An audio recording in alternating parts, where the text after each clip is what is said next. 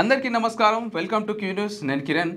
అయితే ప్రస్తుతం మనం ఎన్నో సైబర్ దోపిడీలు అయితే చూసినాం. ఇక సైబర్ నేరగాలు వివిధ రకాలైనటువంటి పన్నాగాలు, వివిధ రకాలైనటువంటి ఐడియాలు వేసి మరి సాధారణ అమాయక ప్రజల దగ్గర నుంచి అకౌంట్ల నుండి డబ్బులు మాయం చేయడం మనం ఎన్నో విధాలుగా చూస్తూ ఉన్నాం. అయినా కూడా ఇంత అవేర్నెస్ కల్పించినా కూడా మరి కొంతమంది జనాలు మరి వాళ్ళ యొక్క తెలివి తక్కువతనం అనుకోవాలా ఇంకేమనుకోవాలో తెలియదు, కానీ చాలామంది సైబర్ వలలో పడి ఇక వాళ్ళ యొక్క అకౌంట్లను పోగొట్టుకొని వాళ్ళ అకౌంట్లో ఉన్నటువంటి డబ్బులు పోగొట్టుకొని మళ్ళీ జైళ్ళ చుట్టూ పోలీస్ స్టేషన్ల చుట్టూ తిరుగుతూ మరి ఏడుస్తున్నటువంటి జీవితాలు అయితే గడుపుతున్నటువంటి పరిస్థితులు అయితే మనం చూస్తూ ఉన్నాం. ఇదంతా ఎందుకు చెప్తున్నామంటే ఒక సైబర్ వలలో ఒక వ్యక్తి అయితే నిజంగా మామూలుగా చిక్కలేదని చెప్పవచ్చు. ఆట ఆడుకున్నారు, దాదాపు 8 కోట్ల రూపాయలు కొట్టేసిరట అతని దగ్గర నుంచి. సో చెప్పన్నా. సో దానికి సంబంధించిన పూర్తి డీటెయిల్స్ అయితే చూద్దాం. ముంబైలో ఈ సంఘటన అయితే జరిగింది. దాదాపు ఒక 4 మహిళలు అనమాట. అంటే ఇది స్టోరీ మీకు చెప్పిన తర్వాత పూర్తిగా అర్థమవుతుంది. ఒక 4 మహిళల చేతుల కింద మరి ఈ 80 ఏళ్ల వ్యక్తి అయితే మోసపోయి దాదాపు 88 కోట్ల రూపాయలు అయితే మరి వాళ్ళకైతే ఇచ్చిండు. మరి దాని వ్యక్తి అట కరెక్ట్ 80 ఏళ్ల వ్యక్తి. సో దాదాపు 2 ఏళ్ళు 734 ఆన్లైన్ ట్రాన్సాక్షన్ స్కామ్లో ముంబైలోని 80 ఏళ్ల వృద్ధుడి ప్రేమ జాలితో 4 మహిళలు దాదాపు 9 కోట్లు ముంచేశారు. సో అసలు విషయం ఏంటంటే ఏప్రిల్ 2023లో ఓ వ్యక్తి ఫేస్బుక్లో షార్వి అనే మహిళకు ఫ్రెండ్ రిక్వెస్ట్ పంపిండు. సో మొదట ఒకరినొకరు తెలియదు కాబట్టి ఫ్రెండ్ రిక్వెస్ట్ అయితే ఓకే చేయలేదు. సో కొన్ని రోజుల తర్వాత షార్వి అకౌంట్ నుండే మళ్ళీ ఫ్రెండ్ రిక్వెస్ట్ వచ్చింది. దీంతో మొత్తానికి ఓకే చెప్పేసారుగా.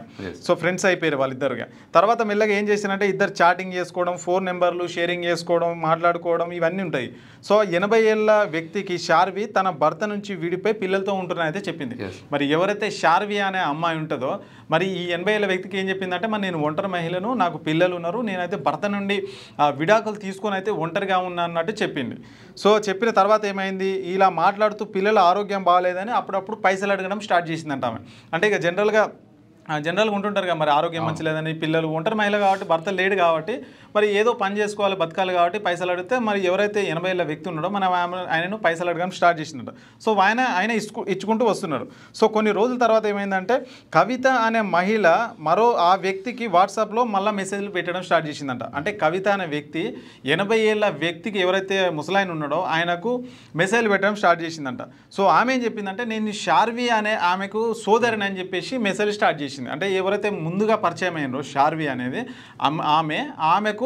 ఆమె ఫ్రెండ్ని అని చెప్పేసి మరి ఆమెకు తెలియకుండా నేను మెసేజ్ చేస్తున్నాను నీకు అని చెప్పిందట. ఎస్ పెట్టి ఆయనతో ఏం చెప్పిందంటే నీతో ఫ్రెండ్షిప్ చేయాలనుకుంటున్నా అని చెప్పేసి ఆమెతో తర్వాత కూడా అసభ్యకరమైన మెసేజ్లు అయితే చేసుకుంటారు. అంటే మన జనరల్గా ఇప్పుడు సోషల్ మీడియాలో ఉంటుంది కదా ఒక అమ్మాయి ఇట్లా అసభ్యకరమైన మెసేజ్లు. సో ఇట్లా వాళ్ళు చేసుకోవడం స్టార్ట్ చేసిరంట. సో అదే ఏడాదిలో మరి డిసెంబర్లో ఆ వ్యక్తికి షార్వి సోదరిని అని చెప్పేసి ఇంకొక వ్యక్తి అయితే మరి మెసేజ్లు స్టార్ట్ చేసిరంట. సో ఆ వృద్ధుడికి ఆ 80 ఏళ్ల వ్యక్తికి ఏం చెప్పారంటే మరి ఎవరైతే షార్వి ఉంటుందో ఆమె చనిపోయిందని చెప్పిందంట. సో వాళ్ళ బ్రదర్ ఎవరైతే ఉంటాడో మరి అతను మెసేజ్ చేసి షార్వి ఎవరైతే ఉన్నారో ఆమె చనిపోయింది, మరి దానికి కారణం నువ్వే కావచ్చు, మరి నీకు సంబంధించిన మెసేజ్లు కానీ ఆన్లైన్ చాటింగ్స్ ఉంటాయి కదా మరి ఫేస్బుక్లో ఇన్స్టాగ్రామ్లో ఇవన్నీ కూడా మరి బయట పెడతానని చెప్పేసి అతని నుంచి అయితే పైసలు తీసుకున్నట్ట. సో మరి ఆ మొత్తానికి ఏం చేసి స్క్రీన్ షాట్లు పంపి అయితే డబ్బులు వసూలు చేసినట్ట. సో చివరికి ఆ వ్యక్తి డబ్బు ఇవ్వనప్పుడు దీనజ్ ఆత్మహత్య చేసుకుంటానని బెదిరించిందంట. సో బెదిరించేసరికి ఈ ముసలాయన ఏం చేసిండు, పైసలు ఇచ్చేసిండు. ఇక ఆ వృద్ధుడి కష్టాలు అంతటితో ఆగినాయా అంటే ఇంకా ఆగలేదు, ఇంకా ఉంది. సో వెంటనే జాస్మిన్ అనే మహిళ తనకి మెసేజ్ చేయడం ప్రారంభించింది. ఇంకొక ఆమె చేసి ఏం చేసింది, ఆమె ధీరజ్ స్నేహితురాలను అంటూ చెప్పుకొని సహాయం అడిగింది. దీంతో ఆ వృద్ధుడు ఆమెకు కూడా డబ్బు పంపాడు. ఇలా ఏప్రిల్ 2023 నుండి 2025 జనవరి వరకు 734 సార్లు పంపినాడు మొత్తం ఆయన పైసలు. 734 సార్లు ట్రాన్సాక్షన్ చేసిండు. మరి ఎన్లైన్లో చేసిండో తెలియదు. మొత్తానికైతే 8.7 కోట్ల అంటే దాదాపు 9 కోట్ల రూపాయలు అయితే మరి ఆయన ఖాతా నుండి ఇక వివిధ ట్రాన్సాక్షన్ల కింద 734 ట్రాన్సాక్షన్ల కింద వాళ్ళకైతే ఇచ్చేసిండు. అవసరమా 80 ఏళ్ల వ్యక్తికి ఇవన్నీ అవసరమా? సో సరే ఈ స్టోరీ మొత్తం అయిపోయిన తర్వాత మనం మాట్లాడదాం. ఇంకా ఉన్న డబ్బు అంతా అయిపోయింది. అయిపోయిన తర్వాత ఏం చేసిండు, ఇంకా వాళ్ళ కోడల దగ్గర 2 లక్షలు తీసుకున్నారు. అంటే ఇంకా వాళ్ళకు కూడా ఇప్పుడు ఎవరైతే ఫోన్ చేస్తున్నారో వాళ్ళకి ఇంకా డబ్బులు సరిపోతలేవు అన్నట్టు ఇంకా అడుగుతా ఉన్నారు. సో ఇంకా 2 లక్షలు అడిగితే వాళ్ళ కోడలను అడిగారు అనమాట. వాళ్ళకు ఎవరైతే వ్యక్తి ఉంటాడో 80 ఏళ్ల వ్యక్తి వాళ్ళ కోడలు 2 లక్షలు అడిగినాడు. తర్వాత కూడా అయిపోయేసరికి మళ్ళీ ఇంకొక 5 లక్షలు వాళ్ళ కొడుకుని అడిగినట్ట. సో వాళ్ళకి డౌట్ వచ్చింది, వాళ్ళ కోడలకు డౌట్ వచ్చింది, అరే మన ఆయన దగ్గర పైసలు చాలానే ఉంటాయి కదా, మమ్మల్ని 2 లక్షలు 5 లక్షలు ఎందుకు అడిగిరా అని గట్టిగా కూర్చొని మాట్లాడితే సో ఈ స్టోరీ మొత్తం అంతా చెప్పిండంట.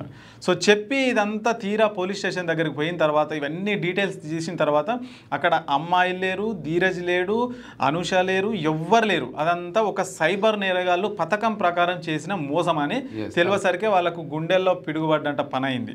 సో మొత్తానికైతే ఇదనమాట. మన నిజంగా దారుణం. 8 కోట్లు పొడగొట్టుకోవడం అంటే మామూలు విషయం కాదు.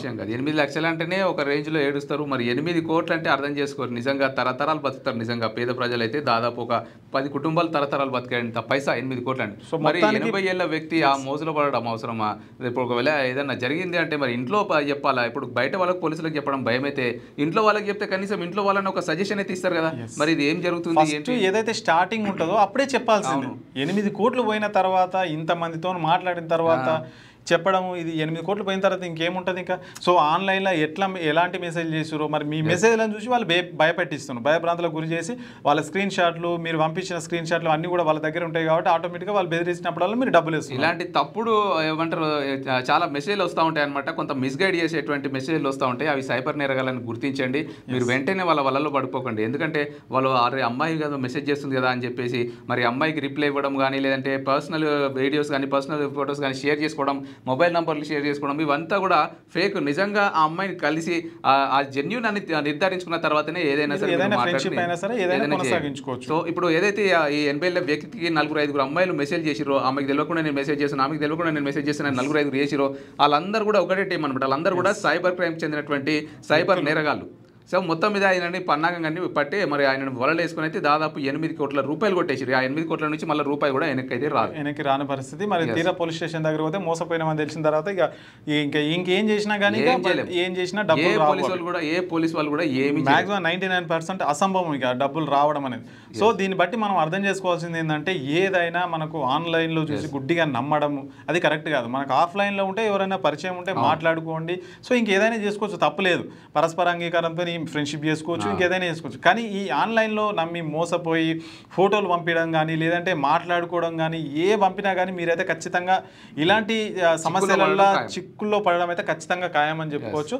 దయచేసి ఇలాంటి వాటికి మాత్రం ఎవ్వరు ఎంకరేజ్ చేయొద్దు, వాటి జోలికి వెళ్ళకూడదు అసలు. సో ఇది ఇలాంటి ఘటనలు ఎందుకు తీసుకొస్తున్నామంటే అవేర్నెస్ కోసం అనమాట. ఇప్పుడు చూసేటువంటి వీడియో చూసేటువంటి కొంతమందైనా అవేర్నెస్ పెంచుకొని మిగతా వాళ్ళకు కూడా ఈ యొక్క న్యూస్ని షేర్ చేస్తారనే ఉద్దేశంతో సైబర్ నేరగాల వలలో పడకుండా మీరు జాగ్రత్తలు తీసుకుంటారనే ఉద్దేశంతో ఇలాంటి న్యూస్లు అయితే తీసుకొస్తా ఉంటాం మీ ముందుకి. లేటెస్ట్ న్యూస్ తెలుగు మరియు ఇంగ్లీష్ అప్డేట్స్ కోసం ఇప్పుడే క్యూన్యూస్ అఫీషియల్ యాప్ ని ప్లే స్టోర్ నుండి డౌన్లోడ్ చేసుకోండి. సరికొత్త సమాచారాల కోసం క్యూన్యూస్ వెబ్సైట్ ని ఫాలో అవ్వండి. ఛానల్లో ప్రాంతీయ, జాతీయ, అంతర్జాతీయ వార్తలు వీక్షించండి. లైక్ చేయండి.